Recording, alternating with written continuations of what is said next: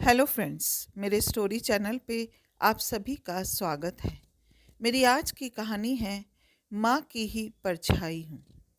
माँ के जाने के बाद मायके छूट जाते हैं। माँ नहीं है, फिर भी माँ की याद आती है।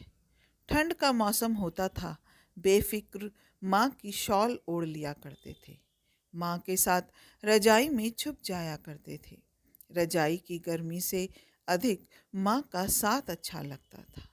सर्दी जाने कहाँ गुम हो जाती थी, पता ही नहीं चलता था। माँ के साथ कुछ भी बात कर सकते थे। माँ कभी बुरा नहीं मानती। बिना कहे, बिना जाने सब कुछ जान जाती थी। अपनी माँ को माँ कहूँ या जादूगर, बिन मांगे सब कुछ पाते थे। पिता से बहुत कुछ सीखा। संयम, सीखने की शक्ति, माफ़ करने का गुण। वे कहा करते थे, बोलने वाला अपना मुंह गंदा करता है। अब शब्द हमारे शरीर पर कहीं चिपक गए क्या? चिपक गए हो तो ढूंढ कर मुझे लौटा दो। हम हंस पड़ा करते थे। भूल जाओ, वह इंसान ऐसा ही है। वह बदलने वाला नहीं, खुद को बदल डालो। माँ की साड़ी पहन जब मैं गुड़िया गुड़िया खेला करती थी, माँ साड़ी गंदी होने पर डांटा नहीं करती थी, प्यार किया करती थी। मेरी लाडो रानी ब्याह कर कहीं और चली, ऐसे मीठे संवाद कहती थी। कई वर्ष बीत गए उनसे बिछड़े हुए। उनसी ममता फिर कहीं मिली नहीं। बहुत चाहने वाले हैं, फिर भी माँ तो माँ होती है। मेरे लिए तो सारा जहाँ थी। अल्प बचत करने का गुण उन्होंने सिखाया। भविष्य में बड़ी बचत बनकर तुम्हारे काम आएगा।